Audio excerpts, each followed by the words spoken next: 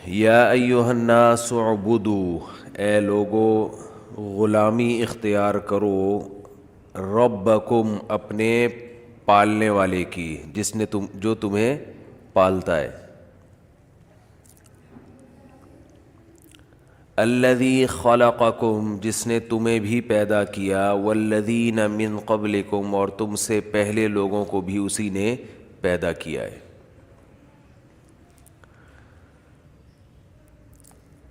اللہ تعالیٰ نے اس کائنات کو بنایا اور پھر اس میں انسان کو بنایا، پھر انسان کی ہدایت کے لیے، اس کی رہنمائی کے لیے اپنے سفیروں کو بھیجا، پیغمبروں کو بھیجا،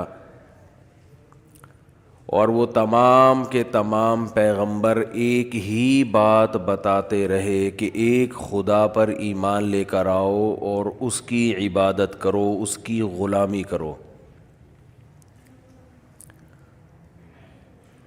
آج پوری دنیا اللہ کی غلامی سے نکلنے کی کوشش کر رہی ہے۔ دنیا کا سب سے فضول ترین کام عبادت بن گیا ہے۔ گھر میں والدین کی اگر اولاد ہو، کمانے والے بچے کی قدر ہے، لیکن اگر کوئی دین پہ چل رہا ہے تو اس کی قدر نہیں ہے۔ گھر کا بھی یہی اصول ہے، ملکوں کے بھی یہی اصول ہیں، اور دنیا کے بھی یہی اصول ہیں کہ انسان سے محبت اس بیس پہ کرتا ہے کہ آپ اس انسان کے لیے کیا کرتے ہیں، اس انسان کے لیے آپ کیا خدمت کر رہے ہیں۔ اس سے کسی کو بحث نہیں ہے کہ اللہ کے لیے کون کیا کرتا ہے۔ دنیا میں اچھائی اور برائی اسی پہ گھوم رہی ہے کہ آپ کسی کے لیے کیا کرتے ہیں۔ حضرت ابو طالب نے نبی صلی اللہ علیہ وسلم کے جو چچا تھے، انسانیت کی بھلائی کے لیے آپ نے بہت کچھ کیا، لیکن کلمہ پڑھے بغیر دنیا سے گئے۔ تو نبی صلی اللہ علیہ وسلم نے فرمایا میں قیامت کے دن ان کی سفارش نہیں کر سکتا۔ تو ہم اگر اللہ کو مانتے ہیں، اللہ کے پیغمبروں پر ہمارا ایمان ہے، یقین ہے، تو صبح سے لے کے رات تک، رات سے لے کے صبح تک اپنی تمام معمولات کو، تمام ایکٹیویٹیز کو، تمام اعمال کو ہم نے یہ سوچ کے گزارنا ہے کہ ہم اس دنیا میں آزاد نہیں ہیں، بلکہ کسی پیدا کرنے والے کے غلام ہیں، اور اس کی رضا کے آگے ہمیں کسی کی پرواہ نہیں ہونی چاہیے۔ یہ بات خوب اچھی طرح سمجھ لینی چاہیے کہ اسلام کا جو مزاج ہے، وہ صرف آپ کو اللہ کی غلامی سکھاتا ہے۔ یہی وجہ ہے کہ مجتہدین میں مسائل میں اختلافات بھی ہوتے ہیں، لیکن ان اختلافات کے باوجود دونوں فقہا، دونوں فقیہ، دونوں رائے بالکل ٹھیک ہوتی ہیں، اس لیے کہ دونوں رائے کو فالو کرنے والے کا جو بنیادی مقصد ہے وہ اللہ کی غلامی، بس تو یہ چیز دیکھی جاتی ہے۔ ہم عمل میں الجھ جاتے ہیں۔ میں اکثر اس کی مثال دیا کرتا ہوں، بخاری اور مسلم کی حدیث ہے کہ نبی صلی اللہ علیہ وسلم نے، اس کو خوب اچھی طرح سمجھیں جو بات سمجھائی جا رہی ہے، اللہ کرے ذہن میں اتر جائے۔ نبی صلی اللہ علیہ وسلم نے بنو قریظہ کی طرف ایک لشکر روانہ کیا، اور آپ صلی اللہ علیہ وسلم نے اس لشکر سے فرمایا کہ جب تک بنو قریظہ نہ پہنچ جاؤ عصر کی نماز کسی نے بھی ادا نہیں کرنی، عصر وہاں پہنچ کے پڑھنی ہے۔ صحابہ کرام کو راستے میں اتنی تاخیر ہو گئی کہ عصر کی نماز قضا ہونے لگی، نماز کے قضا ہونے کا خطرہ ہو گیا۔ بعض صحابہ نے یہ کہا کہ نبی صلی اللہ علیہ وسلم کا جو مقصد تھا وہ عصر کی نماز کو قضا کرنا نہیں تھا، عصر کی نماز کو قضا کرنا مقصد نہیں تھا، کیونکہ آپ صلی اللہ علیہ وسلم کو علم تھوڑی تھا کہ نماز راستے میں قضا ہو جائے گی۔ آپ کا مقصد یہ تھا کہ تسلی سے اپنے مقام پہ پہنچ کے ہم نماز ادا کریں گے، راستے میں پڑھنا ٹھیک نہیں ہے، لہذا ہم نماز اب پڑھیں گے کیونکہ نماز قضا کرنے کی اجازت نہیں ہے۔ اور حافظوا علی الصلوات والصلاۃ الوسطی، اللہ تعالیٰ کا ارشاد ہے نمازوں کی حفاظت کرو، خصوصاً درمیانی نماز کی۔ درمیانی نماز کون سی ہے؟ عصر۔ دوسرے فریق نے، صحابہ کی دوسرے گروہ نے یہ کہا کہ نبی کے جو الفاظ ہیں، نبی آپ اللہ رب العزت کے سفیر ہیں، جو بات کہتے ہیں اپنی طرف سے نہیں کہتے، ان ہوا الا وحی یوحی، نبی صلی اللہ علیہ وسلم نے منع کیا ہے کہ راستے میں عصر کی نماز نہیں پڑھنی، تو ہم تو جو کچھ کر رہے ہیں نبی کے حکم پہ کر رہے ہیں، اور نبی کی غلامی کس کی غلامی ہے؟ اللہ کی۔ تو جس اللہ نے نماز کو فرض کیا ہے اسی اللہ نے ہمیں اجازت، ہمارے لیے حکم یہ کہ ہم یہاں نہیں پڑھیں گے۔ دو متضاد رائے سامنے آ رہی ہیں، ایک دوسرے کے بالکل اپوزٹ۔ بات آ رہی ہے سمجھ میں کہ نہیں آ رہی؟ اب یا تو کسی تیسرے کو جج بنایا جاتا جو فیصلہ کرتا، اور سب یہ مان لیتے کہ جو ان کا فیصلہ ہوگا ہم اسے مان لیں گے، تو جج بھی نہیں تھا کوئی۔ ظاہر ہے وہ جج تو نبی صلی اللہ علیہ وسلم ہوتے، آپ سے رابطہ ممکن نہیں تھا۔ تو صحابہ کرام کے دو فریقوں میں، دو جماعتوں میں اختلاف رائے ہوا۔ اب ایسا نہیں ہوا کہ انہوں نے تلواریں نکال کے لڑنا شروع کر دیا، کوئی القابات سے نوازنا شروع کر دیا ایک دوسرے کو، بلکہ انہوں نے جس کی جو رائے تھی اس نے اس رائے پر عمل کیا۔ بعض حضرات کی رائے یہ تھی کہ نماز پڑھنی ضروری ہے، نبی کی حدیث کی انہوں نے تعویل کی ہے۔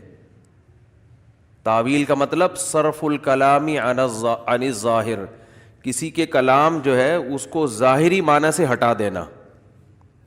نبی کی حدیث کے ظاہری الفاظ کیا تھے؟ عصر راستے میں نہیں پڑھنی۔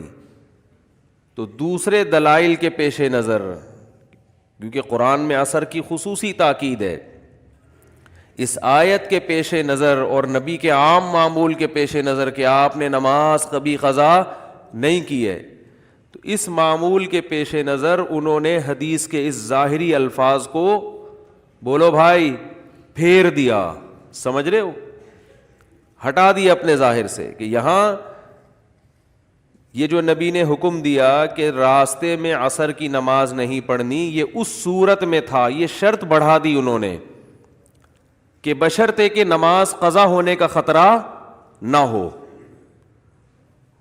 تو حدیث کے کبھی ظاہری الفاظ کو پھیرا بھی جاتا ہے۔ بالکل یہی کام امام ابو حنیفہ نے کیا ہے کہ جن حدیثوں میں سفر میں دو نمازیں اکٹھی پڑھنے کا حکم ہے، وہ کہتے ہیں یہاں اکٹھی سے مراد یہ نہیں ہے کہ ایک نماز کو قضا کر کے دوسرے ٹائم پہ لے جائیں آپ، بلکہ اکٹھی کا مطلب یہ ہے کہ ظہر کو عصر کے قریب لے گئے اور عصر کو پہلے لے آئے. ادھر ظہر پڑھی,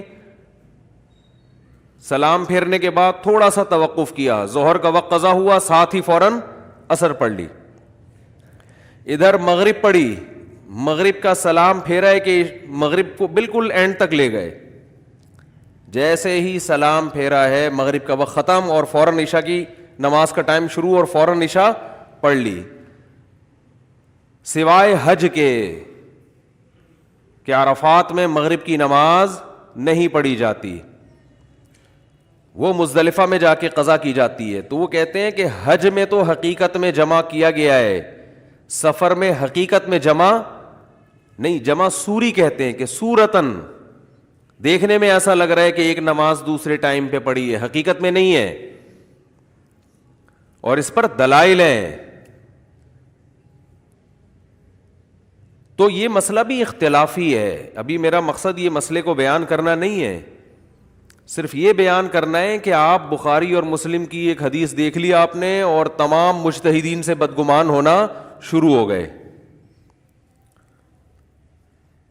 تو امام ابو حنیفہ رحمہ اللہ نے اس حدیث کو اپنے ظاہر پر نہیں رکھا, اور اس لیے بھی نہیں رکھا کہ اگر اس حدیث کو اپنے ظاہر پر رکھیں کہ جس میں آتا ہے کہ نبی نے 2 نمازیں سفر میں اکٹھی پڑھی ہیں, اپنے ظاہری معنی پر رکھیں کہ ایک نماز کو گویا قضا کیا ہے, تو پھر بخاری اور مسلم کی حدیث میں یہ بات بھی ہے کہ نبی نے بغیر کسی عذر کے بھی مدینہ میں 2 نمازیں اکٹھی پڑھی ہیں.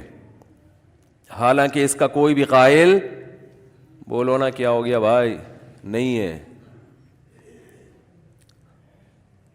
پھر تو بغیر عذر کے بھی یہ عمل جائز ہو جائے گا. لیکن اس پر پھر اشکال یہ ہوگا کہ اگر بغیر عذر کے بھی 2 نمازیں آپ اکٹھی پڑھ سکتے ہیں, اکٹھی کا مطلب کہ ایک نماز کو قضا کر کے دوسرے ٹائم پر پڑھ لیں, تو پھر یہ جو 5 نمازوں کے 5 اوقات بیان کیے گئے ہیں اور ان کی تاکید کی گئی ہے اور حفاظت کا حکم دیا گیا ہے, پھر یہ تمام دلائل کالعدم ہو جاتے ہیں. بہت مشکل ہے بات سمجھانا. ان الصلاۃ کانت علی المؤمنین کتابا موقوتا, بے شک نماز مومنین پر مقررہ اوقات میں فرض ہے. تو اس سے 5 نمازیں مراد ہیں. تو میرا مقصد ابھی 2 نمازیں اکٹھی کرنے کا مسئلہ بیان کرنا نہیں ہے. میرا مقصد یہ ہے کہ یہ جو دور ہے صرف حدیثوں کے نمبر, کتاب کا صفحہ, اس سے لوگ متاثر ہوتے ہیں. علم میں عمق اور گہرائی ختم. تو آپ کو کسی بھی فقیہ سے, کسی بھی مجتہد سے بدگمان ہونے کی اجازت, بولتے کیوں نہیں بھائی, نہیں ہے. ہر ایک کا اپنا ایک سوچنے کا انداز ہوتا ہے. اور امام ابو حنیفہ کا جو اصول ہے رحمہ اللہ تعالی, وہ سب سے پہلے قرآن کو فوکس کرتے ہیں. قرآن, حدیث اگر قرآن کے خلاف ہوگی اس میں تعویل کرتے ہیں. وہ کہتے ہیں قرآن میں اقیم الصلاۃ لدلوک الشمس الی غسق اللیل, اسی طرح ہے ان الصلاۃ کانت علی المؤمنین کتابا موقوتا, نمازیں مقررہ اوقات میں فرض ہیں, اور یہ سفر میں بھی ہیں اور حضر میں بھی ہیں, دونوں میں ہیں. ہر نماز کا ایک متعین وقت ہے, ایک وقت دوسرے وقت میں داخل نہیں ہو سکتا. اور اس پر عبداللہ ابن مسعود رضی اللہ تعالی عنہ جو نبی کے سفر اور حضر کے ساتھی, ان کی صحیح حدیث بھی موجود ہے کہ نبی صلی اللہ علیہ وسلم نے کبھی بھی حج اور حج کے علاوہ کبھی بھی 2 نمازوں کو اکٹھا نہیں پڑھا ہے. پھر بھی بہرحال دوسری طرف بھی فقہا ہے, ہم ان کے مذہب, ان کی رائے کے بھی احترام کرتے ہیں. اگر کوئی امام شافعی کے فقہ کو مکمل فالو کرتا ہے, اس کے لیے امام شافعی کی تقلید میں وہ یہ کام کر رہا ہے, وہ کہتا ہے میں کم علم ہوں, ان کا علم مجھ سے زیادہ ہے, تو فاسألوا اہل الذکر ان کنتم لا تعلمون. قرآن کہہ رہا ہے تمہیں علم نہیں ہے تو اہل علم سے رابطہ کرو, ان کی رائے پر عمل کرو. لیکن یہ جو ہمارے ہاں ہندوستان پاکستان میں جو ایک بدعت چل پڑی ہے کہ نمبروں کے ساتھ حدیث پیش کرنا, یہ بدعت نہیں, نمبروں کے ساتھ حدیث, آگے جو اس کے مفہوم, نمبروں کے ساتھ حدیث پیش کر کے پھر ترجمہ کرنا, پھر اپنی رائے کو سب پہ تھوپنا. تو بڑے بڑے محدثین ہیں جو امام ابو حنیفہ کو فالو کیا کرتے تھے, ان کی تقلید کیا کرتے تھے. ان سے جب پوچھا جاتا کہ آپ خود اتنے بڑے محدث ہیں اور آپ ابو حنیفہ کی رائے پر عمل کرتے ہیں, وہ کہتے ہیں ما سمعنا رأیا احسن من رأی ابی حنیفہ, ہم نے ابو حنیفہ کی رائے سے بہتر رائے نہیں دیکھی. بہت معتدل، ہر طرف سے دلائل میں غور و فکر کر کے. اسلام اللہ کی غلامی کو فوکس کرتا ہے کہ آپ نے انسان کا بچہ بن کے زندگی گزارنی ہے، خدا کے غلام ہو، اس کے مطابق زندگی گزارنی ہے. آگے آپ کا عمل اس بنیاد پر کیسا بھی عمل کیوں نہ ہو، اللہ اس کو قبول کر لے گا. عمل کی پیچیدگیوں میں نہیں جانا آپ نے. عمل کی بیس یہ ہونی چاہیے کہ اللہ کی رضا، اللہ کی غلامی، عبودیت، بس. اس سے اگر رائے میں بھی اختلاف ہو رہا ہے، عمل بھی متضاد ہو رہا ہے، آپ احتیاطوں پہ عمل اس لیے کرتے ہو اللہ کا حکم ہے، اس کے بعد نقصان ہو جائے کوئی مسئلہ نہیں ہے بھائی، ہم نے اس لیے عمل کیا ہی نہیں تھا کہ نقصان نہ ہو. نقصان کس کے ہاتھ میں ہے؟ نفع نقصان. تو مسلمان کو تو ویسے ہی ٹینشن ختم ہو جاتی ہے. آپ پیسہ کمانے کی کوشش اس لیے کرتے ہو، اللہ کا حکم ہے، حلال کمانا عبادت ہے، مل گیا ٹھیک ہے، نہیں ملا تو مقصد تھوڑی ہے، مقصد تو اللہ کی غلامی تھا، وہ ہم نے کر لی بھائی. خامخواہ کی ڈپریشن، خامخواہ کی ٹینشن لوگوں نے لی ہوئی ہے. یار اللہ نے حکم دیا تھا یہ کرو، ہم کر رہے ہیں، پھر بھی نتیجہ تو نکل نہیں رہا. تو بھائی تم نے اللہ کے حکم کی وجہ سے کیا تھا نا، بس کر لیا، ثواب مل گیا، پتلی گلی سے نکلو.